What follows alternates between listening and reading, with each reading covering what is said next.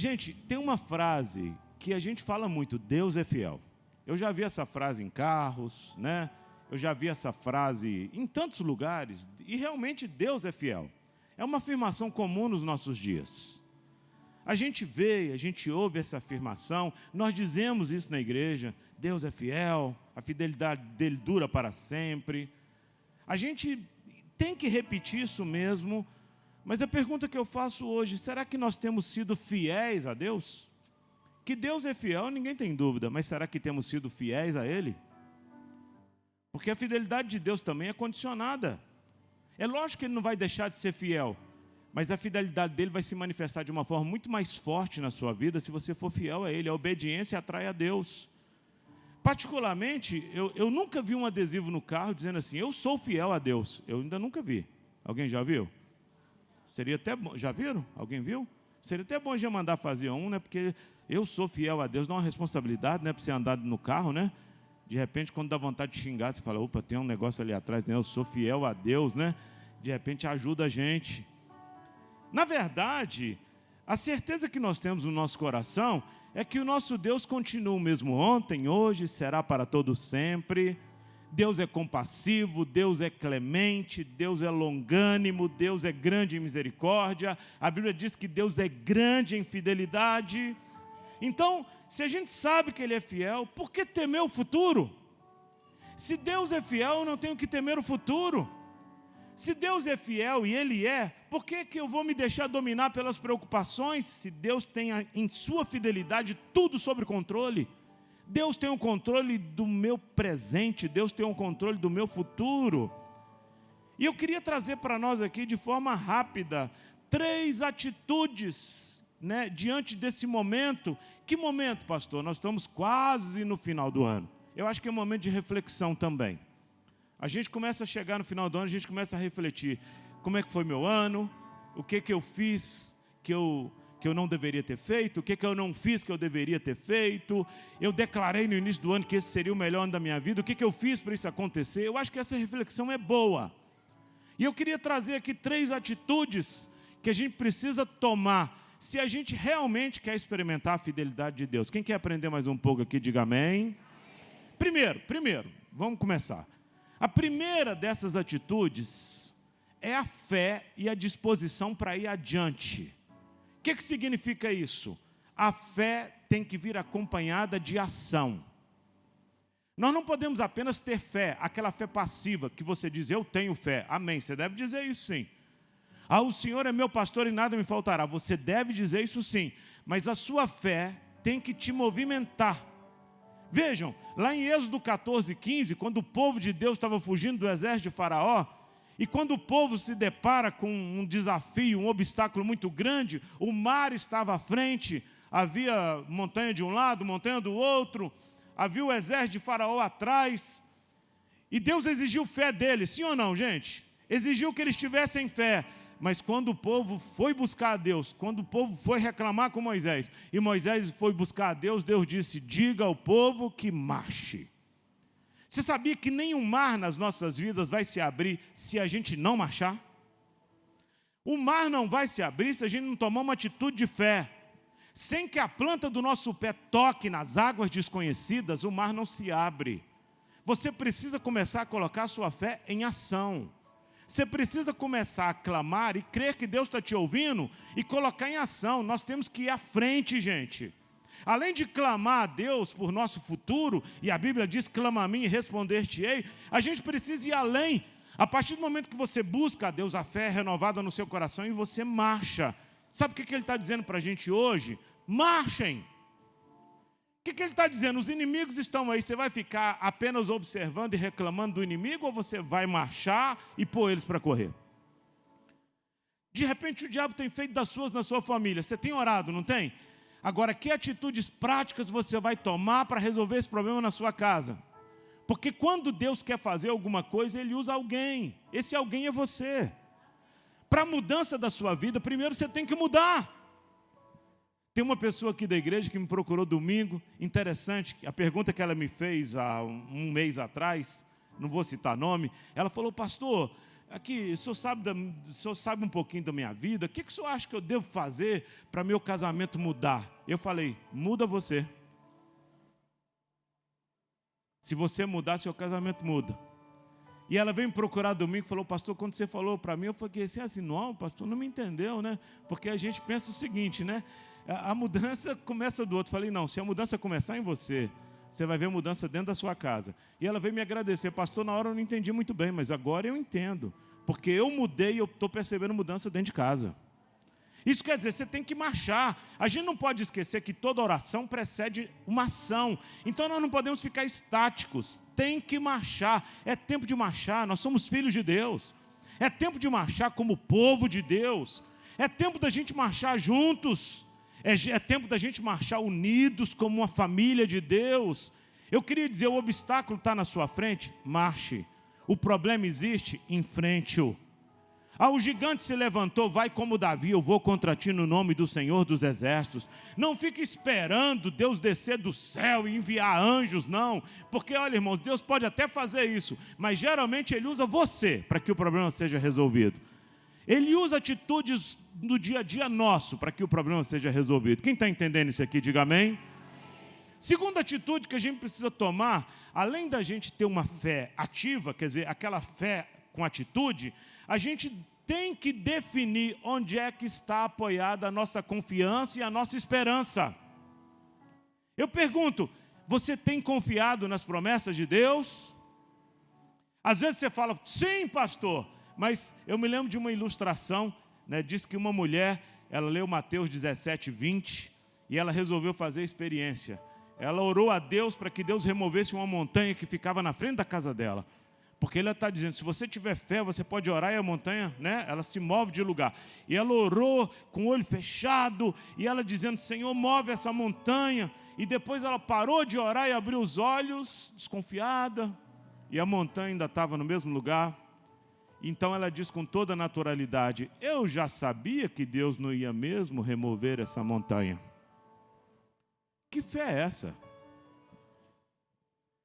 Essa montanha pode significar para você não uma montanha literal.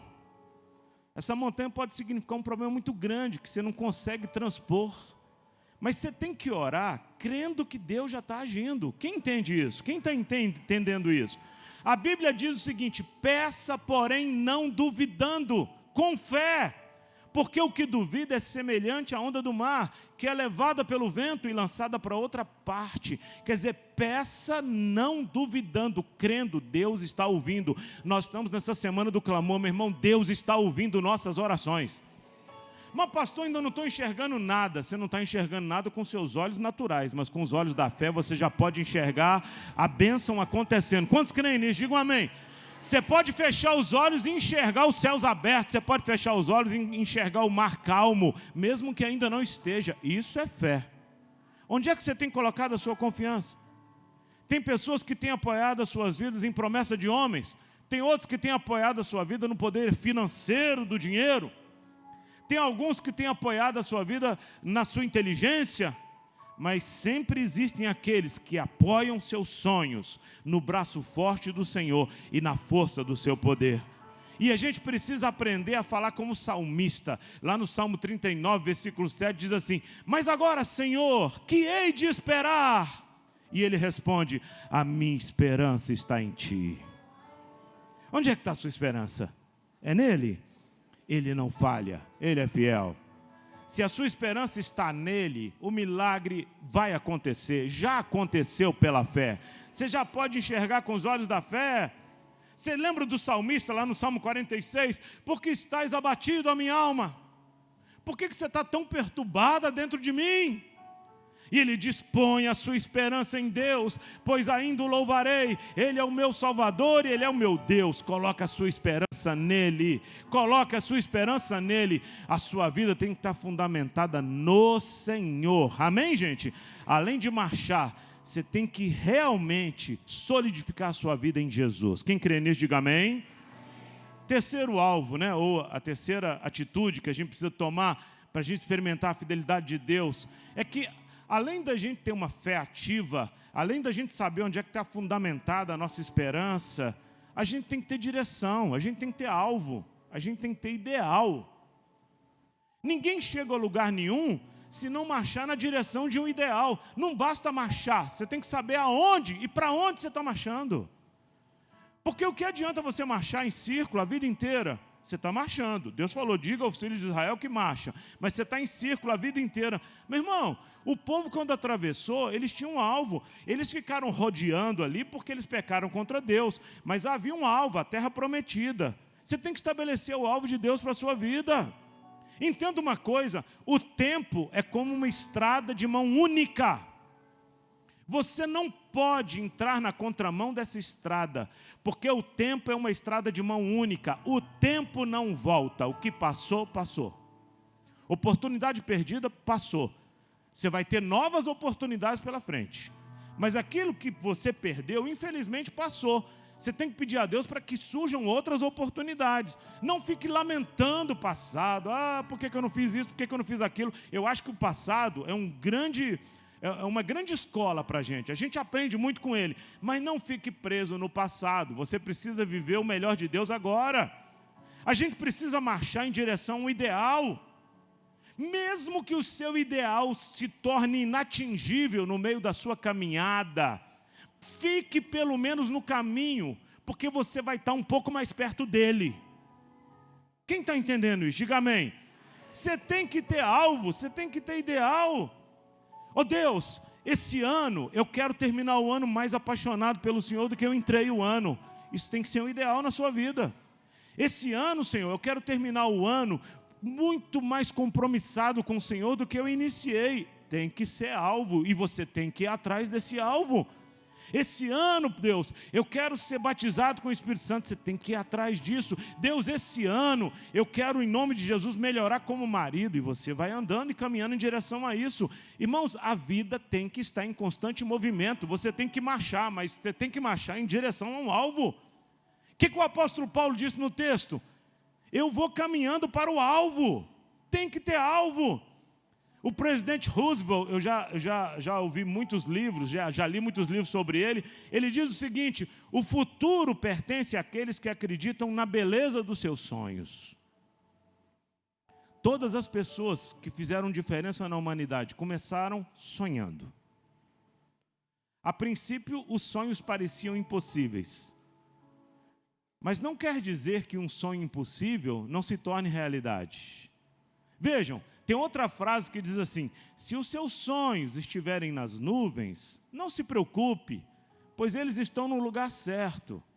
Agora construa os alicerces. Mas eu estou sonhando muito alto. Meu irmão, tudo que aconteceu de bom no universo começou com alguém sonhando alto. Só que tem gente que sonha alto e fica, igual aqueles maconheiros meio assim, porque a maconha deixa a pessoa meio assim, né, gente? Eu não sei, o pessoal hoje quer regulamentar a maconha, mas diz que a maconha é uma fábrica de esquizofrenia. Porque o cara, quando fuma maconha, parece que ele está assim. Eu tinha uns amigos na faculdade que fumavam maconha, você conversava com eles. Tem gente que o sonho fica só nisso. Construa alicerce sobre ele. Coloque no papel. No final do ano eu vou entregar a você um papel para você fazer um projeto de vida para o ano novo. Escreva seus sonhos. Um sonho é apenas um sonho, mas quando você põe no papel se torna um projeto, é mais do que um sonho. Agora você tem que trabalhar em cima disso. Lembre-se que o alicerce dos seus sonhos e o alicerce dos projetos da sua vida é Jesus. O que diz o Salmo 127? Se o Senhor não edificar a casa, em vão trabalham os que edificam. Se o Senhor não guardar a cidade, em vão vigia a sentinela. Então, o alicerce dos meus sonhos é Jesus. Com Jesus, o impossível se torna possível. Com Jesus, o que era difícil pode acontecer, porque não existe impossível para Ele. E se o meu sonho está na vontade, ou está no centro da vontade de Deus, Ele vai realizar. Quantos creem nisso? Digam amém. Você sabe que hoje nós usufruímos de algumas coisas que eram impossíveis no passado. Por exemplo, você pega um telefone desse aqui. Gente, quem poderia imaginar, você que tem aí 40 anos, 30 anos, nem muito menos que isso, que você ia pegar um aparelhinho desse aqui e você ia poder falar com qualquer pessoa do mundo usando um FaceTime, e você ia poder mandar um arquivo, etc. e tal. Gente, isso aqui era impossível, mas não é mais. Um microfone sem fio. Eu me lembro, quando eu era criança, a igreja tinha uma caixinha de som lá e tinha um microfone com fio que a gente ficava sempre estragando. De repente surge um microfone sem fio. A gente pensava, mas como é que esse trem funciona se não tem fio? E o controle remoto de televisão? Eu lembro quando meu pai comprou a primeira televisão preta e branca lá em casa. Foi uma festa. Depois apareceu colorida. Talvez para quem nasceu nessa nova geração parece que é tudo fácil, mas não, foi tudo evolução. E aí, de repente, meu pai compra uma televisão de controle remoto. Eu me achava o máximo, gente. Eu sentava no sofá e ficava... Eu achava que negócio... Hoje é tão normal, faz parte da nossa vida, é tão natural isso. Mas era impossível antes. Quem está entendendo isso aí? O impossível é apenas alguma coisa que alguém ainda não fez. Eu queria dizer, Deus vai fazer você alcançar o impossível em nome de Jesus. Quantos creem nisso? Digam amém. É isso que Deus quer que a gente faça.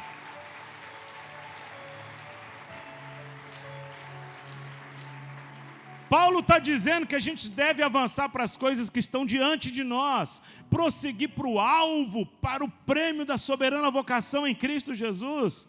E uma coisa que eu tenho aprendido é que nós não devemos contar os nossos sonhos a pessoas que podem roubar os nossos sonhos.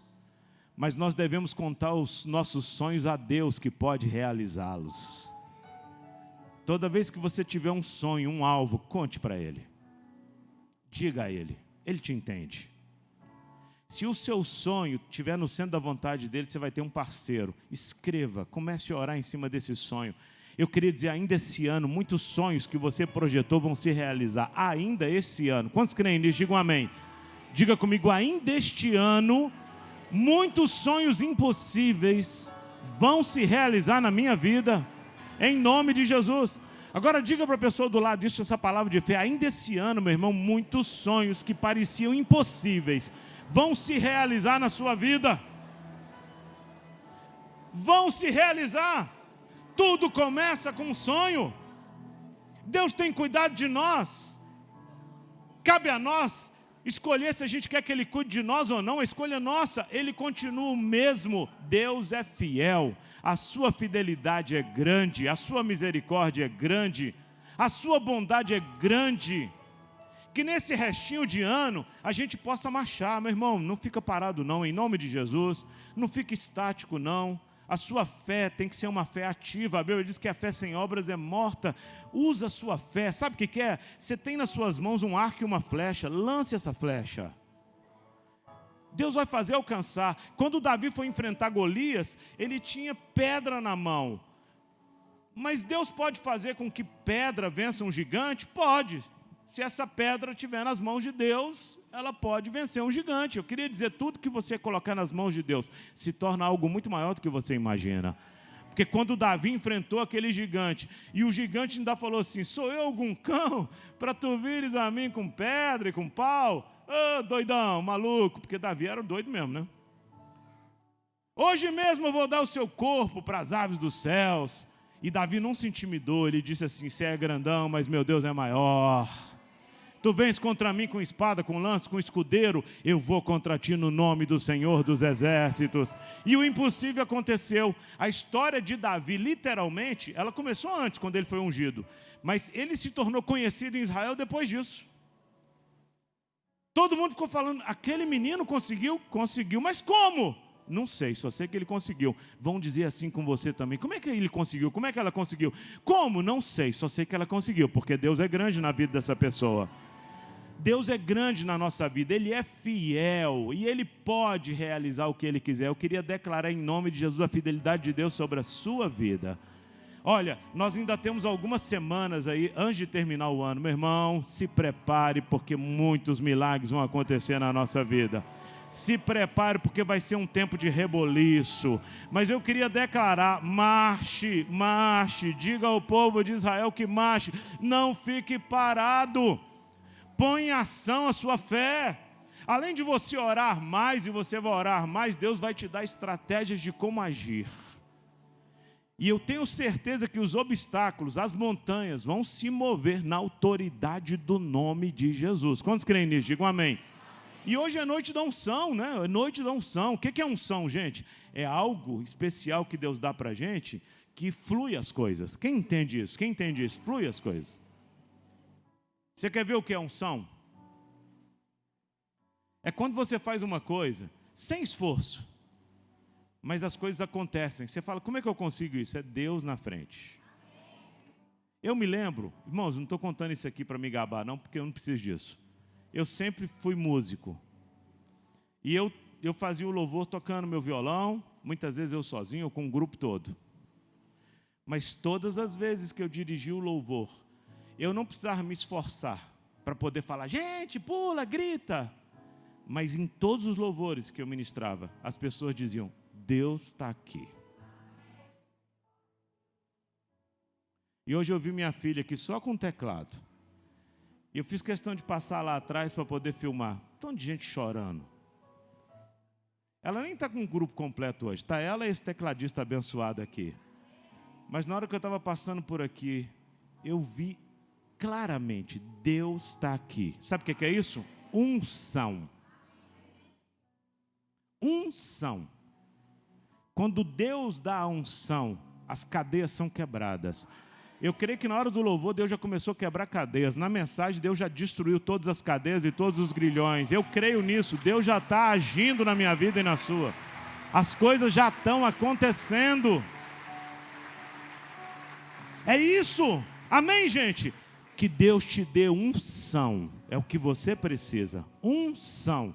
Aquela unção que despedaça o jugo. Aquela unção que quando você começa a marchar, meu irmão, é igual aqueles leprosos. Eles começaram a marchar, mas cada passo deles parecia que era passo de milhares. Deus vai te dar essa unção. Quantos recebem isso? Diga assim, Deus está me dando essa unção. Diga amém, diga amém. Amém, gente? É isso que Deus quer fazer. Meu irmão, vamos tomar uma postura. Ainda falta o quê? 50 dias para terminar o ano? Menos que isso um pouco.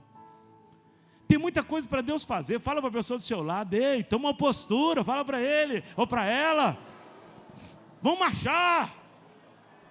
Meu irmão, não falta um culto, não passa um dia sem orar, não passe um dia sem tomar uma atitude, marche, estabeleça alvos, Deus vai fazer coisas grandes. Está vendo esses pedidos de oração que estão aqui no altar? Eu quero declarar na autoridade do nome de Jesus a unção de Deus. A unção de Deus movendo as coisas aqui, porque a unção que despedaça todo o jugo, quando ela toca nisso aqui, as coisas acontecem. E eu queria declarar a unção tocando em você, tocando na sua família, abençoando a sua vida, a unção de Deus, para que ainda nesse ano a gente possa dizer, Deus, o Senhor está aqui, porque o que aconteceu não foi por minha causa, foi por causa do Senhor. E é isso que a gente tem que fazer. Cada um de nós tomarmos uma postura. E aí Deus faz as coisas, em nome de Jesus. Amém, gente?